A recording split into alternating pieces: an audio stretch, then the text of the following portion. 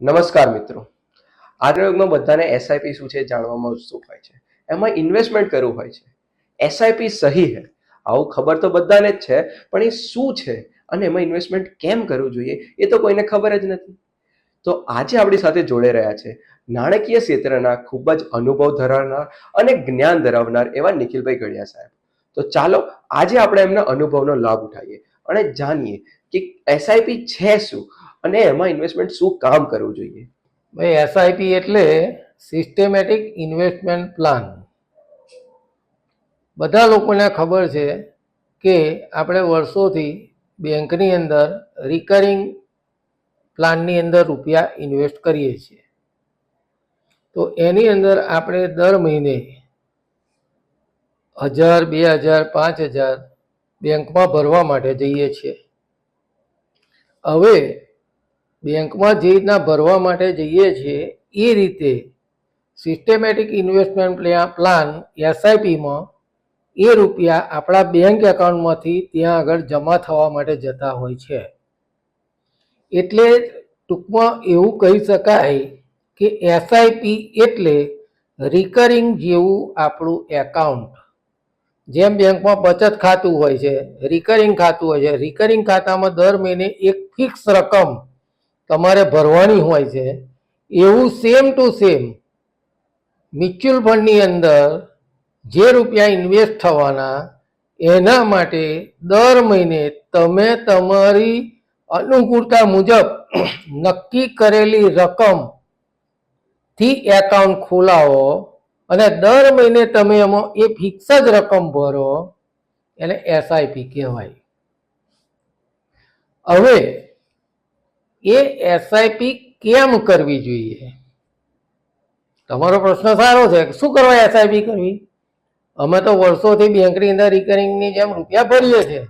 તો આ નવી વસ્તુ સમજવી અને એનું કારણ શું, શા માટે એસઆઈપી કરવી? તો એનું કારણ એવું છે કે 1994 થી 2003-4 વર્ષ સુધી ભારતની મોટા ભાગની બેંકોમાં રિકરિંગ ડિપોઝિટ યોજનામાં લગભગ 10 થી 12% વ્યાજ ચાલતું હતું. અને તે વખતે પણ ભારતની મોંઘવારીનો દર લગભગ 6.5 થી 8%ની વચ્ચે હોતો હતો. આજે પણ મોંઘવારીનો દર 6.5 થી 8%ની વચ્ચે જ છે. પરંતુ બેંકની અંદર વ્યાજ તમે તપાસો, આજે મે મહિનો 2024ના દિવસમાં તમારી સાથે વાત કરી રહ્યો છું. કોઈ પણ બેંકની અંદર જઈને તમે તપાસ કરો કે મારે રિકરિંગ ખાતું ખોલવું છે, 7%, 7.5%, એનાથી વધારે વ્યાજ નથી. હવે તમે માની લો કે 10,000 રૂપિયાનું રિકરિંગ એકાઉન્ટ ખોલાયું અને 10 વર્ષ સુધી તમે એ રૂપિયા ભરો છો. તો એ 10 વર્ષ દરમિયાન તમારા ઘરેથી રિકરિંગ એકાઉન્ટની અંદર એક વર્ષના 1,20,000, તો એ રીતે 10 વર્ષના 12 લાખ રૂપિયા બેંકમાં જમા થશે. અને એ જ રીતે બીજી વ્યક્તિએ એસઆઈપીની અંદર 10,000 રૂપિયા લેખે 10 વર્ષ એસઆઈપી કરવાનું નક્કી કર્યું, તો એના પણ એક વર્ષના 1,20,000 લેખે 10 વર્ષના 12 લાખ રૂપિયા જમા થશે. હવે આપણે એક વ્યક્તિએ 12 લાખ બેંકમાં ભર્યા, બીજી વ્યક્તિએ 12 લાખ રૂપિયા એસઆઈપીમાં ભર્યા. તો થશે શું? તો બેંકમાં 7% વ્યાજ છે. 10 વર્ષમાં થઈને 120 મહિના જે રૂપિયા ભરાયા એ રૂપિયા પર દર 3 મહિના લેખે વ્યાજ બેંક આપશે. અને એને ઓછામાં ઓછું 5,20,000 રૂપિયા વ્યાજ મળશે અને એની પાકતી રકમ 17,20,000 રૂપિયા થશે. હવે બીજી વ્યક્તિ, એણે પણ 120 મહિના એસઆઈપી ની અંદર રૂપિયા ભર્યા. હવે એસઆઈપી ના રૂપિયા તો શેર માર્કેટના શેરોમાં ઇન્વેસ્ટ થવા માટે જાય છે. એને બેંકની જેમ એક ધારું વ્યાજ નહીં મળે, પરંતુ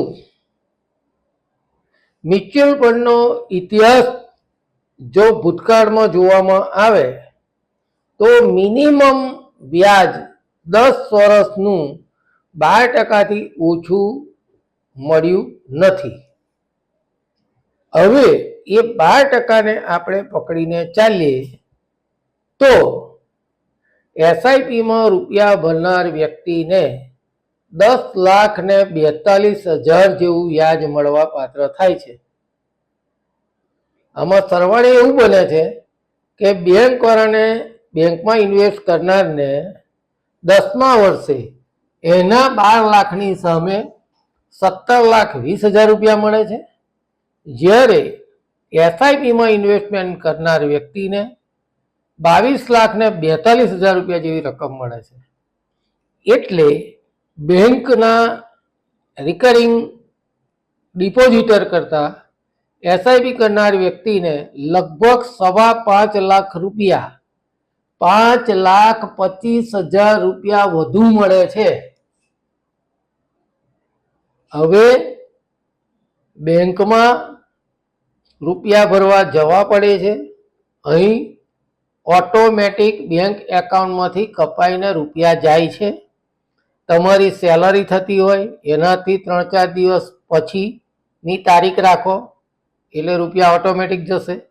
આ રીતે આપણે કોઈ પણ પ્રકારની મહેનત કર્યા વગર સ્માર્ટ રીતે એક જગ્યા જ બદલીએ છીએ કે બેંકમાં મંથલી રોકાણ કરવાના બદલે એસઆઈપીમાં રોકાણ કરીએ છીએ, અને એ પ્રોસેસ તો 10 વર્ષ સરખી જ ચાલે છે, પણ 5,25,000 રૂપિયા જેવી મોટી રકમ આપણને વધારાની મળે છે. તમે ઘણું સારું નોલેજ આપ્યું. મને પણ મન થઈ ગયું છે કે હું એસઆઈપી કરાવું અને ઇન્વેસ્ટમેન્ટ મારું ચાલુ કરું. એની જ સાથે આપણા વ્યુઅર્સ પણ ઉત્સુક હશે કે એસઆઈપીમાં કેવી રીતે ઇન્વેસ્ટમેન્ટ કરી શકાય. તો હવે તમે મને એ જણાવી શકો કે એની એકચ્યુઅલી પ્રોસિજર શું હોય છે, કેવી રીતે હું અકાઉન્ટ ઓપન કરીને ઇન્વેસ્ટમેન્ટ મારું સ્ટાર્ટ કરી શકું છું? તમે બહુ સારી વાત કરી. હવે જે પણ વ્યક્તિને એસઆઈપી કરવા માટે એકાઉન્ટ ઓપન કરવું છે તે લોકોએ એમના ઘરેથી ક્યાંય પણ બહાર ગયા વગર આ એકાઉન્ટ ઓપન થઈ શકતું હોય છે. એમની જોડે એમના નામનો બેંકનો ચેક, આધાર કાર્ડ, પાન કાર્ડ, આ 3 ડોક્યુમેન્ટની જરૂર પડે છે. થોડીક માહિતીની જરૂર પડે છે, અને એ માહિતી એ પ્રોવાઈડ કરે એટલે એમને ઘરે બેઠા ફક્ત 10 થી 15 મિનિટમાં આ એકાઉન્ટ થઈ જતું હોય છે. અને આ એકાઉન્ટ માટે જે તે વ્યક્તિ ગુજરાતના કયા જિલ્લાના કયા ગામનો છે, કે ભારતના કયા રાજ્યમાં રહે છે, કે અમેરિકા કે કેનેડા જેવા બહારના દેશમાં રહે છે, એ દરેક વ્યક્તિના એ દેશમાંથી, એ જિલ્લામાંથી, એ ગામમાંથી પોતાના ઘરેથી એ વ્યક્તિ 15 મિનિટના સમયમાં આ એકાઉન્ટ ખોલાઈ શકે છે.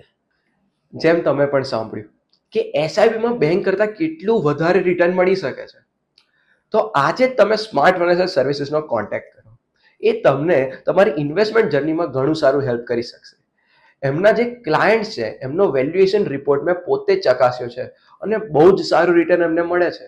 જો તમારે પણ સારા રિટર્ન જોઈતા હોય, બેંક કરતાં પણ ઘણા સારા રિટર્ન જોઈતા હોય, બહુ જ ઊંચા રિટર્ન જોઈતા હોય, તો તમે આજે જ સ્માર્ટ ફાઇનાન્શિયલ સર્વિસીસનો કોન્ટેક્ટ કરો. ઘરે બેઠા બેઠા તમારું અકાઉન્ટ પણ ઓપન થઈ જશે અને તમારી ઇન્વેસ્ટમેન્ટ જર્ની આગળ વધવા મળશે. Thanks for watching.